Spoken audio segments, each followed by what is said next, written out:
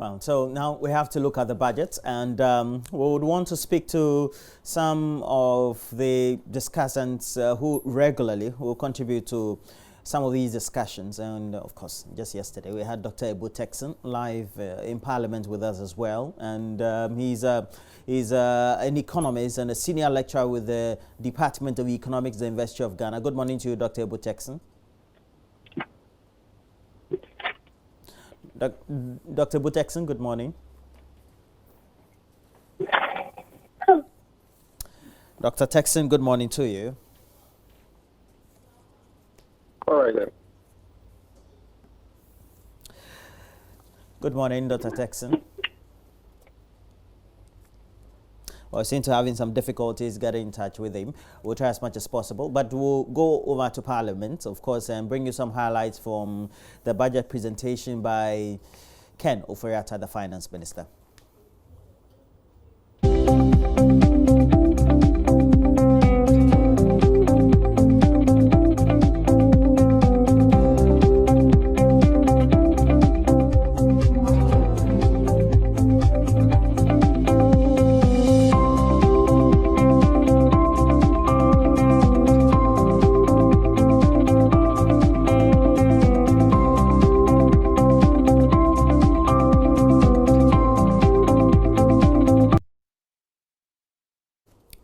And so we have Dr. Turkson, an economist, a senior lecturer with the Department of Economics, the University of Ghana, on the line with us. Good morning to you, Dr. Turkson. Good morning, Roland. Yeah, what would you say will be your main highlight of the budget as presented to Parliament yesterday? Yes, thank you, and good morning to your viewers. Yes. So yesterday we had a budget that seeks to continue with the shift from taxation to production. The refreshing thing that I heard was that the government was still going to commit to the fiscal discipline. Based on the Fiscal Responsibility Act, the budget deficit was not expected to exceed 5% of GDP. And the government was looking at being within that limit, which is very refreshing because we've had this cycle of election years, we exceeding our budget deficit. You remember the last time we had an election in 2016, the projection was that we are going to be spending over just 3.9% of GDP. We ended way above that, almost 9% of GDP. And so it's important that apart from 2004 when President Kufuor made sure that the budget deficit was low, we've never had that in our Fourth Republic. So it's important if this government continues to keep to the discipline. Of course, with the Fiscal Responsibility Act and the Fiscal Council, I think that the government has given a clear indication that that's what it's going to do, which is refreshing. The second bit that was also refreshing was the fact that the government was committed itself to ensuring that domestic revenue mobilization would improve. The minister mentioned that the government was committed to investing in human resources, investing in infrastructure to allow the Ghana Revenue Authority to improve on revenue mobilization, which is also very refreshing because if you look over the last 4 years, our revenues have missed their targets, and then for that reason, we have had to cut down on certain spending. And like we've always said, it's important if we need to expand this economy to be able to invest in infrastructure so that we can expand the productive capacity of this economy for businesses to thrive and then create jobs, and then our economy would boom. So it's refreshing to know that we are doing something about revenue mobilization. And he mentioned that they were looking at broadening the tax base. This is something that has been a policy directive for some time. Now, it's important we aggressively pursue the collection of property rates and all of that in this economy because we can only develop Ghana if we collect enough revenue. And it's important that we equip the revenue agencies to deliver efficiently their mandate. So that was also refreshing. It was also refreshing to hear that this year, 2020, the government was going to commit to infrastructure development by making sure that our road networks are improved significantly, which is also very important. It's important for agriculture. It's important especially for our cocoa. And it's important for our food suppliers because we need a good route to ensure that there's a smooth transition between our farm gate and then our market. Yeah. And with good roads, it also reduces the cost of transporting these goods to our market. And so it would have even further implications for our inflation, food price inflation in subsequent years. We've done so well with our macro indicators. Ghana is now on the right path, and we need to consolidate those gains if Ghanaians will begin to feel the impact of the performance in their pocket. So it's refreshing to note that. It's also refreshing to note that there are plans already started to develop our railroad network to facilitate the movement of persons and goods across. We are looking at the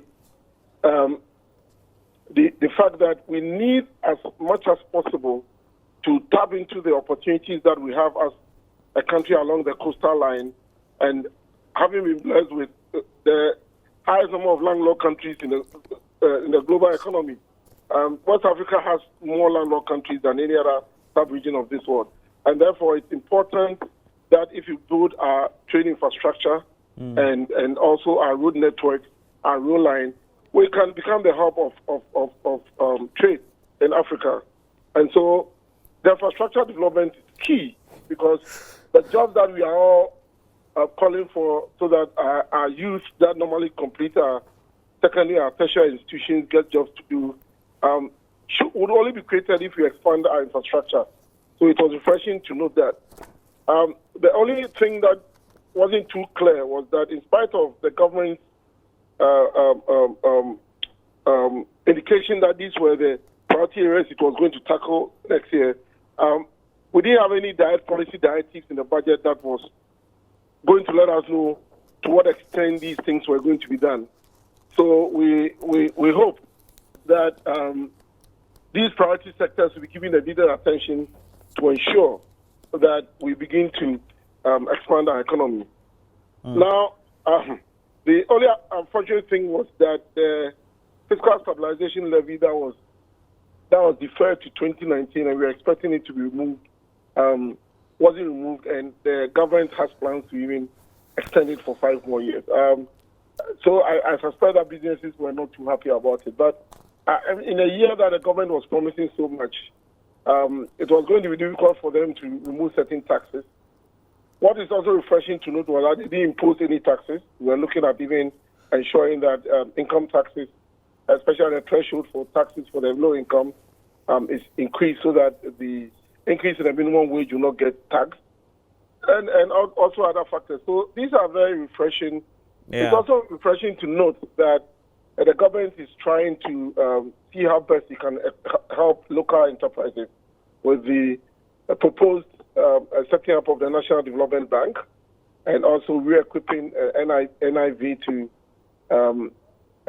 give cheap credit to agriculture and local enterprise. If we look at the setup of the Exim Bank, it is mainly meant for export-import trade, and therefore our local firms that are providing whatever support for the import competing sectors are not normally they don't have access to these loans. So it's important, especially for our 1D, 1F, if it's going to take off and it's going to provide the support that we need in our economy to move from import-dependent to an export-oriented economy, to have that sort of support from government. So that is also important. And then the business regulatory reforms to ensure that the cost of doing business in this economy would improve is also critical. I mean, if we talk to the traders, the reason why the Nigerians and others from our neighboring countries are able to come and do business here and compete local retailers here is that they tend to have a lower cost of doing business in their countries, and therefore when they import goods into our countries or produce in their countries, they are able to come to Ghana and sell it cheaper than our local enterprises are able to do. So it's important that we try to reduce. And one type of business regulation that I would expect the government to take a look at is the number of decks at the port I mean, that each of them collect, Gapua is collecting, and a whole lot of shipping lines are collecting all sorts of levies from these importers. I mean, we need to take a look at it. Yes, we are doing a paperless port, but we need to ensure that we rationalize the levies that are collected at the port. And Dr. Turkson, particularly knowing that if you look at what the refrain has been and the observation, it's revenue that we need to get to meet some of these expected expenditure or some liabilities that we have, so to speak. In the first place, the basket seemed to be the same. And we always talk about expanding that net so that we tend to rope in others because we've not been able to capture them. We call them the informal sector. Well, we are hoping that all the things that we hope to deploy would be able to capture them. How effective should government be at that, knowing that over the last 3 years or since 2017, we just haven't met our revenue targets? Yes, I mean, one that met our revenue target was the need for us to equip the revenue agencies. You can only collect so much based on how effective they are. Look, there are a lot of people who have known the fact that they have on their own even called the Ghana Revenue Authority to come for their property rates, but they are not getting them to come for it. I mean, they lack personnel, they lack the resources, they lack the incentive to aggressively pursue the collection of taxes. I mean, nobody wants to pay tax. Really, it is not a pleasant thing to do. But then if you have revenue agencies that would aggressively pursue people for their taxes, it will help us. I mean, I remember when I completed my PhD in the UK, I graduated on a Tuesday. Friday, the council had sent me my tax. And it's all because you could be tracked. Well, Dr. Turkson seemed to have gone on. We've also been joined on the line by Mr. Yanti, and Mr. Yanti works with the Institute for Educational Studies. He's the executive director. And Mr. Peter Yanti, if we particularly look at what the so-called money in the pocket is as part of the 12 billion so-called Ghana cedis that has been put in the pocket of the ordinary Ghanaian, and education has been cited, being the free SHS, etc. You have done the observational analysis of what the value chain is, vis-a-vis whether it's uniforms that are provided, catering, or other forms of facilities that are supposed to be provided because of the free SHS. What then will be the benefit ultimately that may have led to liquidity in the hands of the ordinary Ghanaian, and so being circulated in the economy? Oh, okay. Thank you very much, and good morning to your viewers. Yes, to put it in a more clear form, if the government says that he has put money in the pockets of the citizens and he cites the free SHS, all that he's saying is that when you are taking your kid to school and the kid is going to secondary school, at first there was an amount of money that you would pay before the child gets admission, and then there are other things that you would have bought for the child. Yeah. But now, because the child is virtually enjoying free senior high school, you would not have to use that money to pay for those things. And that means that that money would be used for other things. And I think that is basically what the government is saying. So instead of giving the money back to government, you have been asked to keep the money and use it for other things.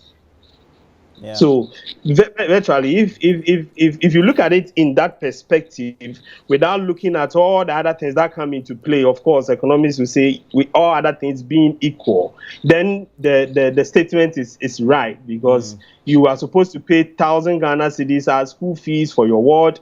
Your ward is not paying 1,000 Ghana cedis. The 1,000 Ghana cedis can now be used to maybe start a business in the house, maybe purchase something that you needed to purchase, but you would have forgone because you were taking the child to school. So that is a clear direct benefit to the various households.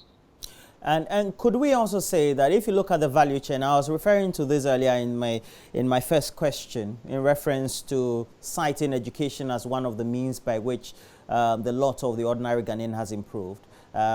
Because of the increment or the increase in the number of beneficiaries, if we have a supplier of, let's say, some foodstuff for schools, it also means that the quantum increases and there's more money by way of some profit or revenue to that supplier as well. And even for those who, if they have to sew, yes, before even the sew, they would have purchased the fabric, and ultimately also that would have rubbed on for the importer as well. So it looks like for the value chain, that is the case. Would you say that's a good observation so far?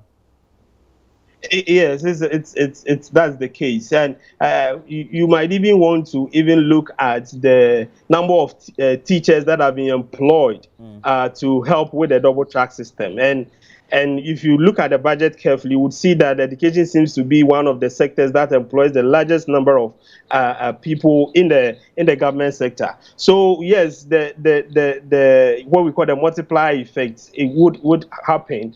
The one who is being contracted to supply foodstuffs to the various schools because there have been increase in enrollment would get something. He would have to also use his purchasing power, the money that he has acquired to buy something, and then it will trickle down the ladder to the least person. So there will be circulation of money in the system. And if you look at it from that perspective, of course, you should also understand that taxes come into play in there. There are other obligations that these people who have been who are seen to benefit from the free SHS would also have to also do something or contribute something to the growth of the economy. Then you can do the balancing and see whether the benefit is absolute or it has been minimized by the other obligations that come into play.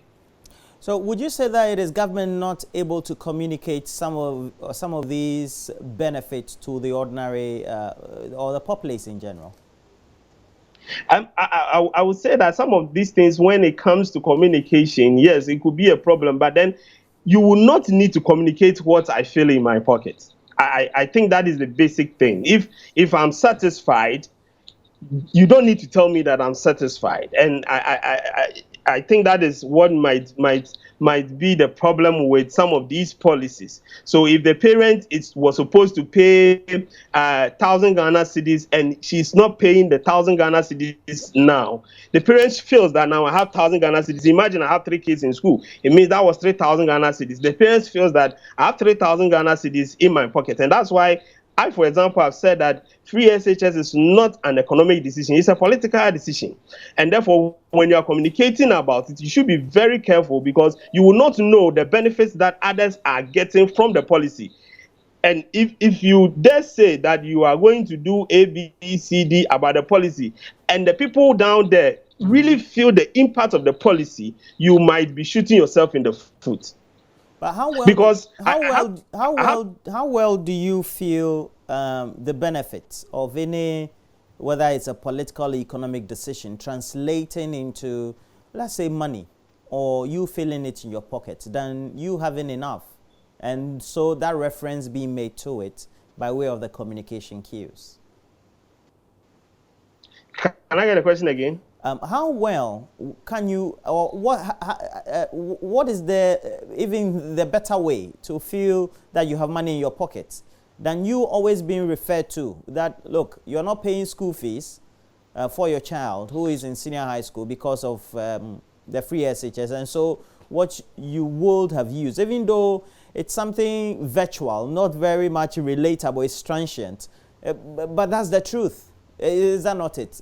Because yes, but this sort of communicative message doesn't relate to what the sentiment is on the ground. Or is it that there are other economic decisions that they have to make that are also taking money out, or that same money out of their pockets? And so they exactly.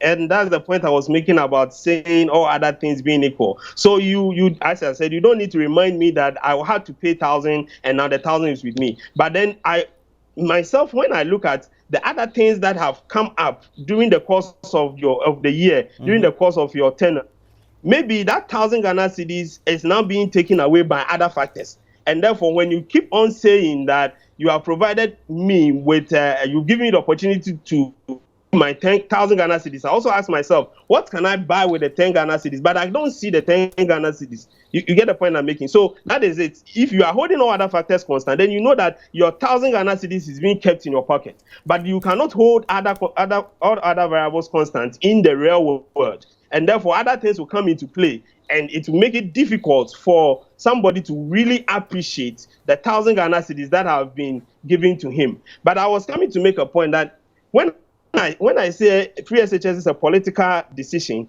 the economics of the policy shows that government is spending like 2.5 billion Ghana cedis. But then distance education is also one of the ways that we can help those who will not get admission into the campuses or to get residential education, so that they can also have access to tertiary education. So they should start looking at that. They should start looking at satellite campuses. They should start partnering most of these private universities and affiliate with them, so that they will be able to accommodate or admit most of these students. If not, there's going to be a lot of chaos next year for our tertiary institutions. Well, thank you very much. It's been insightful. Your contribution so far, relatedly, what the appropriations have been in the education sector. And we'll have some more time and do more analysis so far of what has been put before the ordinary Ghanaian or us. Thank you very much. Peter Ante is Executive Director at the Institute for Educational Studies, helping us do all that.